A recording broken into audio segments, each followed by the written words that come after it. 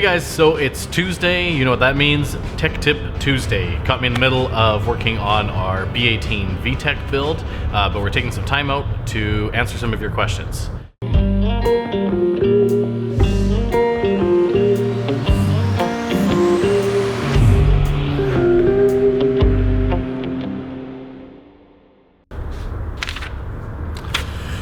All right, Vincent Gregan asks, I want to grease up my nipples. What's the best to use? Thanks. Funny question, but there are actually some technicalities to this. So with grease, you want to use the proper grease for the application. Now there's a couple different grease points on a Mini. There's the wheel bearings, there's the ball joints. If you have a remote shifter transmission, there's the grease that goes in there. And pretty much you want to use kind of normal chassis grease, the kind of average type of grease on anything that has a bearing. So if, for instance, your wheel bearings, you're packing those, you want to use normal wheel bearing grease.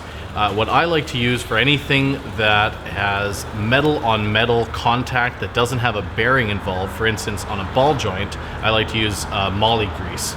Moly grease is really good, and it actually has a better kind of lubricating property than kind of conventional wheel bearing grease.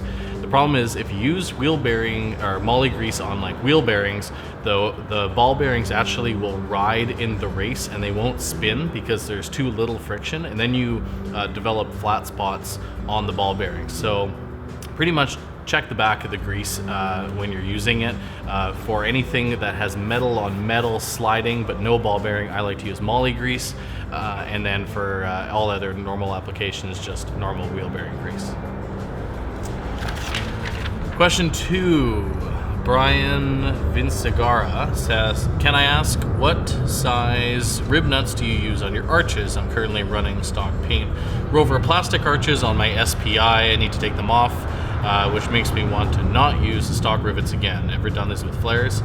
Yeah, we don't like using rivets with flares or self-tappers. That's even worse. Rivets work well, but they're unremovable unless you have to drill them out. So if you have nice painted flares or just new ones and you don't want to have to ruin them by drilling out the rivets, we use riv-nuts. Now we have a couple different size riv-nuts. It really depends on the flares. There's a little divot on the flare where the hardware goes, and you just kind of want to make sure that your whatever type of fastener you're using fits nicely in that. We've used anywhere from 3/8, a quarter. We go metric sometimes. We got a 10 mil. Pretty much just check whatever size works. The flares aren't held on by very much. There isn't a lot of force there, so really small riv nuts will work fine. You don't want to have some giant hardware on your flares, so just check and see what size works best for you. And then riv nuts are awesome. Make sure to get a good riv nut gun though. Even for $60 to $80, you can get a good quality riv nut gun. If you get the crappy little one from one of those Chinese suppliers, it won't work. They wear out really quick. Ask me how I know. Spend the money on good tools. So speaking of rivets, there was an issue that came up with the Red Mini that we put into the car show, where the molding, the chrome molding that goes along the side, was popping off at speed. And one of the commenters here, Jack Sawyer, was writing to us and told us that old rally cars used to have small 2.5 millimeters or 3.3 millimeter rivets at the end of the trim to stop it coming out. So it's a good tech tip if you are having the trim falling off the side of the car. If you put one rivet at the very front of the car and one rivet at the very back, it'll tend to hold the whole molding on. And I know this because I actually had this on my own car and it held on great. So that's a good little tip for holding the trim on. All right, next and final question. Rene Philpo says, great video guys. Video suggestion going for an MPI to carb. So asking about carb conversion. So a lot of people are interested in this. You can convert a Mini that is fuel injected to carburetors if you're having a lot of sensor issues or it's just not running right, or if you want to be doing a more kind of performance build.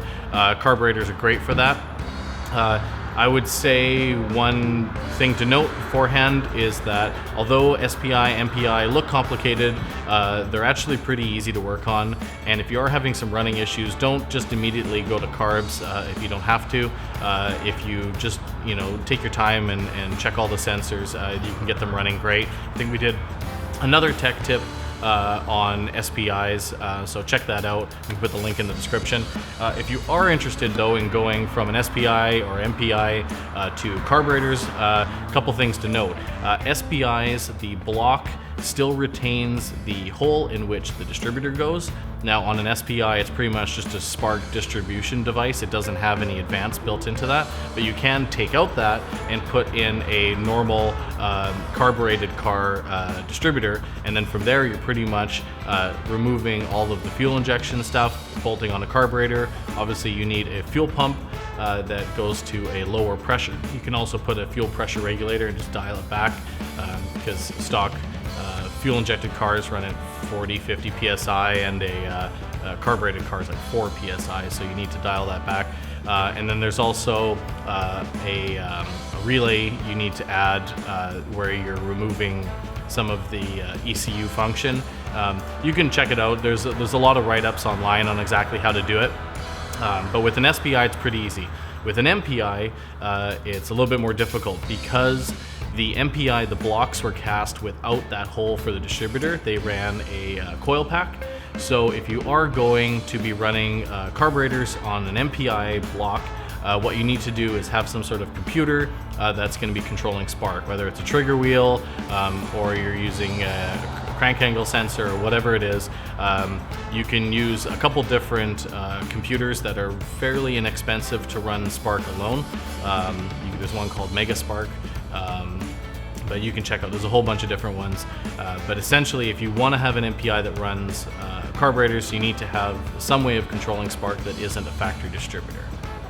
All right, guys, that's it for today. We love getting your questions. Please keep sending them in. Every Tuesday, we're going to put out a Tech Tip Tuesday. So if you have any questions, put them in the comments. Make sure to like and subscribe, and we'll see you on the next one.